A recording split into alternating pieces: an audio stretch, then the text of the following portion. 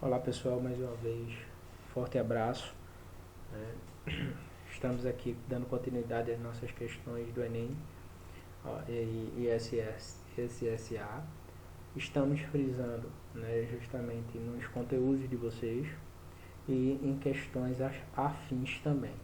Por isso que a gente vai ter questões também não só do Enem e do SSA, como vamos ter questões com características parecidas com as duas, né, com as duas provas. Vamos iniciar. Um grande abraço para todos e, se Deus quiser, vamos estar juntos, tá certo? Se Deus quiser, o quanto antes. Pessoal, vê, essa questão é bem interessante. Ela trata da fome no mundo, né? Então tem a ver, eu peguei essa questão já porque ela tem a ver com alguns fatores que a gente já discutiu quando a gente trabalhou algumas questões ou até mesmo na sala de aula, quando a gente discutiu a questão das teorias demográficas, tá? Então, vê só, vamos analisar o texto. A fome não é um problema técnico, pois ela não se deve à falta de alimentos. Isso porque a fome convive hoje com as condições materiais para resolvê-la. O texto demonstra que o problema alimentar apresentado tem uma dimensão política por estar associado ao, primeiro, escala de produtividade regional. Não seria esse fator. Padrão de distribuição de renda. Também não seria esse fator, gente. Dificuldade de armazenamento de grão, isso aqui também não é um fator. O fator que a gente vai analisar aí é justamente o crescimento da população mundial. Então, esse tem sido, né, um dos fatores relevantes, né, em relação a isso. Quando ele fala que a fome não é um problema técnico, pois ela não se deve à falta de alimentos. Isso porque a fome convive hoje com as condições materiais para resolvê-la. Um dos fatores que contribui negativamente é cada vez mais o crescimento da população mundial. E vale também observar que esse crescimento da população são em países pobres ou em desenvolvimento, tá certo? Então, aí quando ele coloca custo do escoamento de produtos, a gente vê que isso também não é um fator preponderante, importante.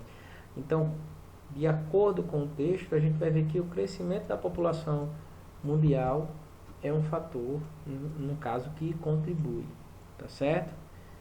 Vamos para a segunda questão. O bônus demográfico é caracterizado pelo período em que, por causa da redução do número de filhos por mulher, a estrutura populacional fica favorável ao crescimento econômico.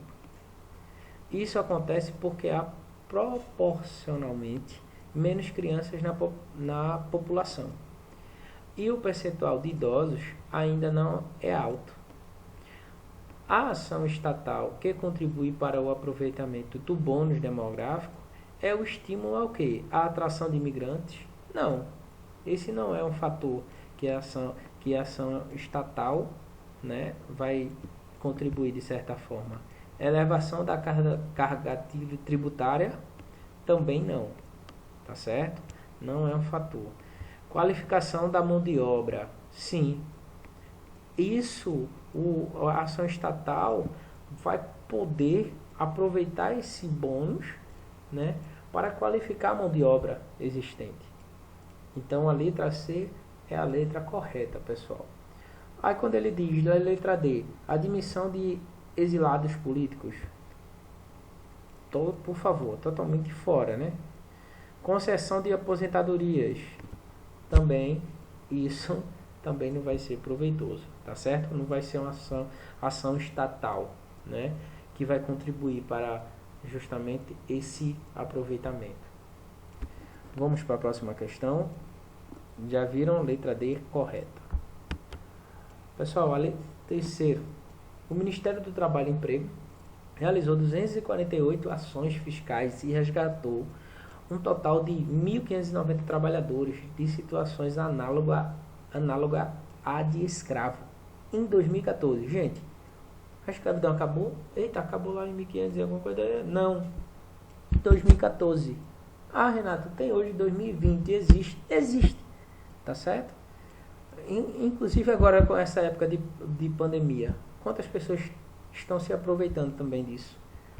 Ó, em todo o país. A análise de enfrentamento do trabalho em condições análogas às de escravo materializa a efetivação de parcerias inéditas no trato da questão, podendo ser referenciadas ações fiscais realizadas com o Ministério da Defesa, Exército Brasileiro, Instituto Brasileiro de Meio Ambiente e dos Recursos Naturais Renováveis, IBAMA, e Instituto Chico Mendes, de Conservação da Biodiversidade.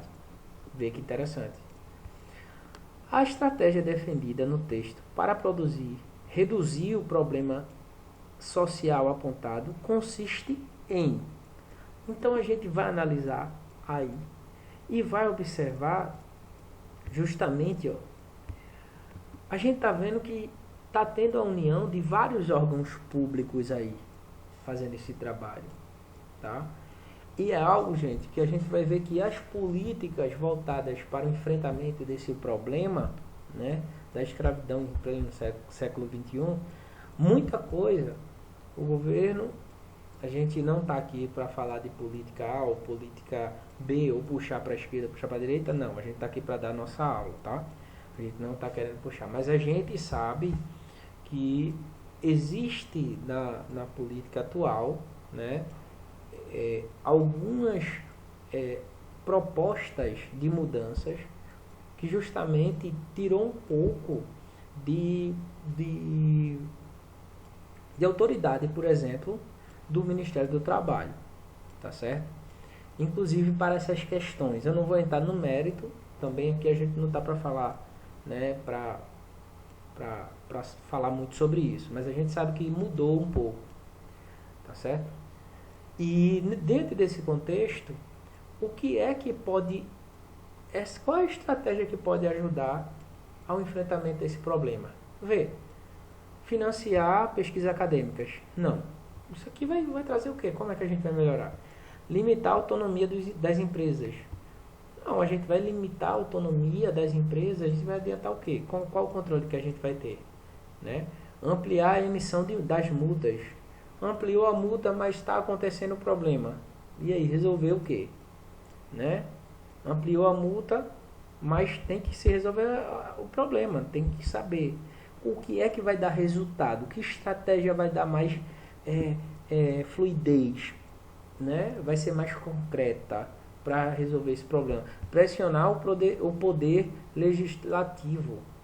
Sim, pressiona o poder legislativo, certo. Mas só isso vai adiantar? Pressionei o poder legislativo. Resolveu alguma coisa? Não. A letra certa é a letra A quando diz articular os órgãos públicos. Porque se os órgãos públicos eles se articulam, eles podem resolver justamente esse problema, tá certo? Resolver de qual forma? A articulação de um com o outro vai fazer com que eles cheguem e resolvam um problema, tá? Resolver de que forma? Um apoiando o outro. Por exemplo, o IBAMA, né? Eu estou precisando do IBAMA para ver um local que a gente está vendo que é um local é uma área protegida, né? Uma área florestal protegida. E lá a gente está tendo um trabalho escravo. E está mexendo com toda aquela região. E a gente necessita de quê, gente? A gente necessita de segurança. Então, a gente chama o exército. Mas eu preciso também de um órgão que vá notificar, né, aqueles casos. É o Ministério do Trabalho, tá certo? Então, isso aqui é um exemplo que eu estou dando para vocês, tá bom? Então, vamos para a próxima questão. Vê, essa daqui é bem interessante também. Ó. A Copa do Mundo de 2014 e os Jogos Olímpicos de 2016, que acontecerão no Brasil, deram início a uma série de projetos de revitalização direcionados a determinadas zonas urbanas, em cidades como Rio de Janeiro, São Paulo, Porto Alegre, Belo Horizonte, Manaus.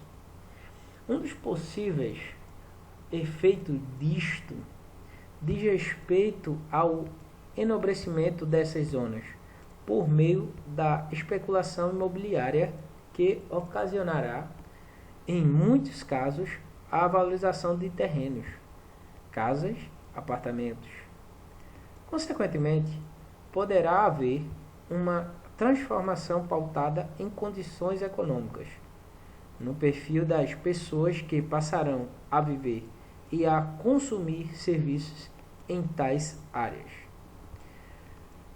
Qual alternativa apresenta o nome deste processo? Pessoal, eu tenho uma área, tá certo? Eu tenho uma área. Essa área foi investido em um projeto como a Copa do Mundo. E dentro dessa área, cada vez mais, por causa de um estádio, a construção do estádio, por causa da construção de um hotel, por causa de construções ligadas a esse grande evento, né, a gente vai ter cada vez mais especulação imobiliária crescendo na região.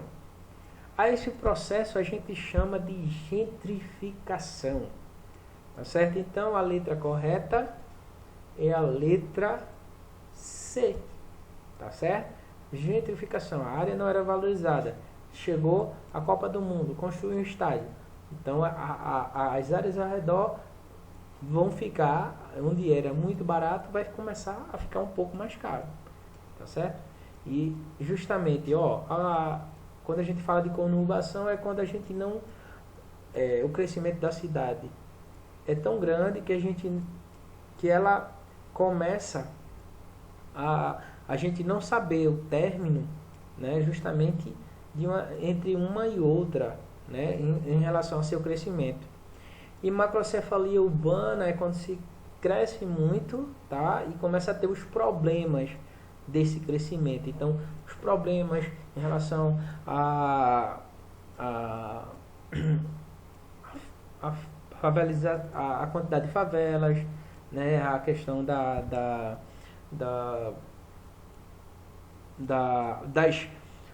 do crescimento, os problemas ambientais, os problemas de trânsito, os problemas de moradia.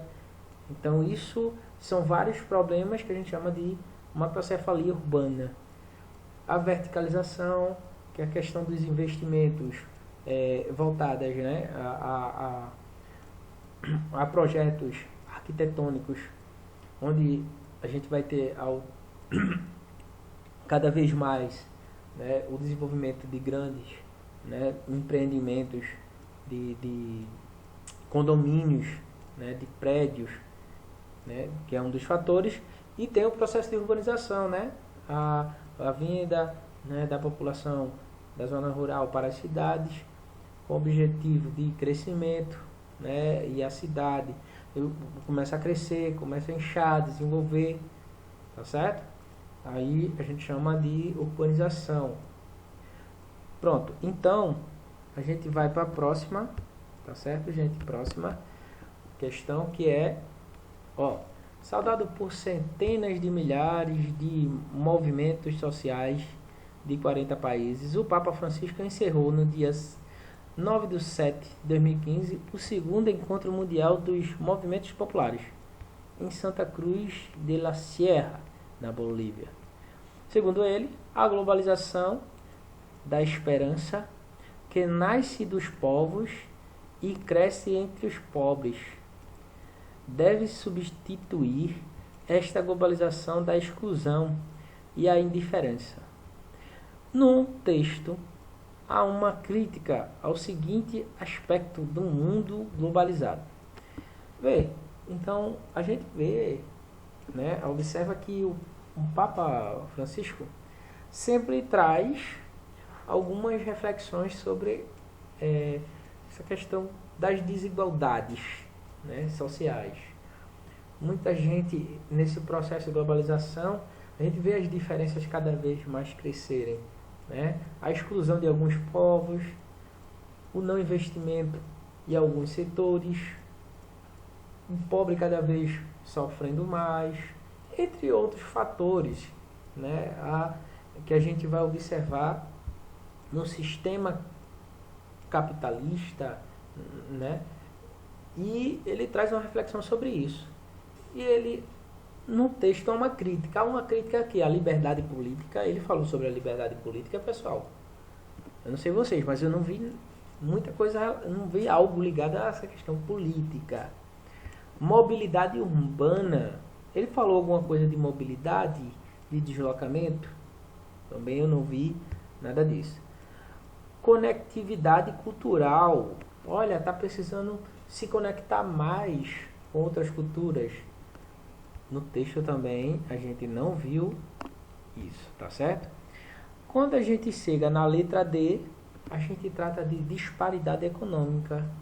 São as diferenças sociais, né? Isso que a gente vai observar, e é um fator, né, que justamente ele critica, né? Ele traz, a globalização da esperança que nasce dos povos e cresce entre os pobres. Deve substituir essa globalização da exclusão e da indiferença. O que é essa globalização da exclusão? É aquela que exclui quem não tem condições. Tá? Então, esse é um fator que ele faz uma crítica. Aí abaixo ele coloca a letra E, complementariedade comercial, que não tem nada a ver. Tá certo, pessoal? Vamos para a próxima. Vê, essa questão aqui é uma questão bem trabalhada, tá, pessoal? É estilo SSA. Então a gente vamos prestar atenção aí pra gente fazer essa questão, tá? Legal aí. Vamos ver. As afirmativas a seguir abordam alguns aspectos de uma urbanização do tema urbanização no Brasil. Analise atentamente. Afirmação 1. Para analisar o crescimento das cidades no Brasil, é importante destacar a população total, a população caracterizada como urbana, o índice de urbanização no ano em que foi realizado o censo e as taxas de crescimento dessa urbanização. Pessoal, essa afirmação aqui, ela é verdadeira, beleza? Então, a gente já coloca ela como verdadeira. Já a B, a B e a D estão falsas, tá? Já são erradas. A gente já arrisca. A grande cidade no Brasil se torna o lugar de todos os capitais e de todos os trabalhos. Isto é, o teatro de numerosas atividades marginais do ponto de vista tecnológico, organizacional, financeiro, previdenciário e fiscal. 2 correto, tá certo, gente? A afirmação 1 e 2 está correta. Vamos continuar. A urbanização no Brasil deve ser entendida como um processo que resulta da transferência de pessoas do campo para a cidade. Isto é, o crescimento da população urbana em face do êxodo rural. Certíssimo, pessoal. Então, 1, 2, 3, corretíssimas. Entre os fatores repulsivos, quer dizer, repulsivos que não deixam, não ajudam, não impulsionam a saída, né? Que contribuem sensivelmente para a aceleração do êxodo rural no Brasil, estão a concentração de terras, a mecanização da lavoura e a falta de apoio governamental mais efetivo ao homem do campo. Justamente, verdadeiro. Quer dizer, essas pessoas, com a concentração de terras, elas perderam ou não têm terras, né? A mecanização vai tomar o lugar, né, do seu trabalho, a máquina, tá? a falta de apoio governamental, mais um fator. Então vai fazer as pessoas virem buscar um modo de vida, né, justamente nos grandes centros, na cidade. Então isso vai ajudar no êxodo rural. Então 1, 2, 3, 4, correto. Tem 1, 2, 3, 4? Só tem a última. Então 1, 2, 3, 4, vamos ver se a 5 está certa, porque vai ser a letra E. Se tiver certa, a 5, tá? A rede urbana do Brasil é formada pelo sistema de cidades interligadas uma às outras através dos sistemas de transportes e de comunicações, pelos quais fluem pessoas, mercadorias e informações. Então, pessoal, pelo que a gente observou aqui, ó, é bem interessante essa questão aqui, tá? Então, é característico das questões do SSA, né? Então, prestar atenção nessas afirmativas para observar quais são as verdadeiras, né? Então, todas aqui estão verdadeiras, a letra certa é a letra E. Tá ok? Vamos para a próxima questão. Ó, essa daqui traz sobre a urbanização no Brasil. Mais uma, né? É correto afirmar. Veja as observações, tá bom, gente? O processo de urbanização no Brasil inicia-se, de fato, no período do pós-guerra, com a instalação no país de indústrias multinacionais. Esse processo dá-se pela repulsão do campo e pela atração da cidade. A gente viu anteriormente que é justamente um fator importante essa atração aí da cidade, tá? E a repulsão do campo. Verdadeira primeira. No Brasil, o processo de urbanização foi essencialmente concentrador, gerando grandes cidades e metrópoles. O 2 também, né? Justamente foi concentrador e justamente ajudou na formação das cidades, realmente, e metrópoles. O crescimento desenfreado dos centros urbanos no Brasil tem trazido consequências como o trabalho informal e o desemprego decorrente de sucessivas crises econômicas. Verdadeiro, né, pessoal? Veja a crise que estamos vivendo e agora com a pandemia. Quarto, então até agora todos corretos. Um dos problemas graves provocados pela urbanização no Brasil é a marginalização dos excluídos que habitam em áreas, né, sem infraestrutura urbana. E junto a isso, o aumento da criminalidade. Pessoal, 4. Corretíssimo, gente. Aumento da criminalidade. Então, e a questão do que quando ele fala, né, marginalização dos excluídos, das pessoas que vivem em locais, né, mais pobres, a violência é maior, né? A gente vê a diferença da chegada.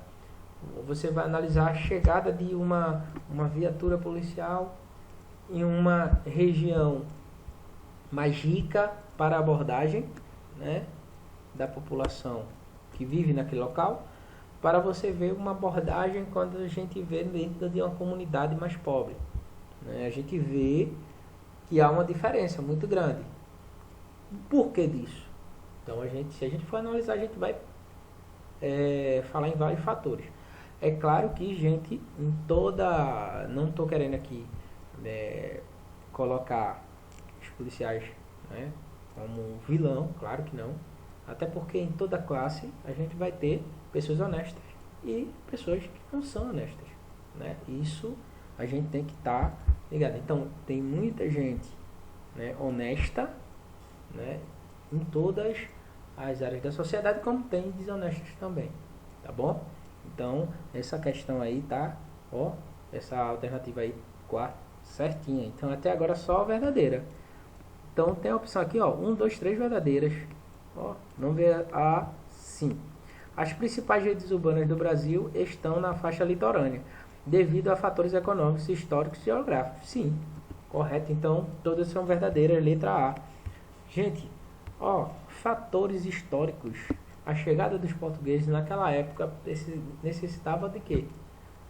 para a retirada desses produtos, dos minerais, entre outros, né, que foram levados daqui.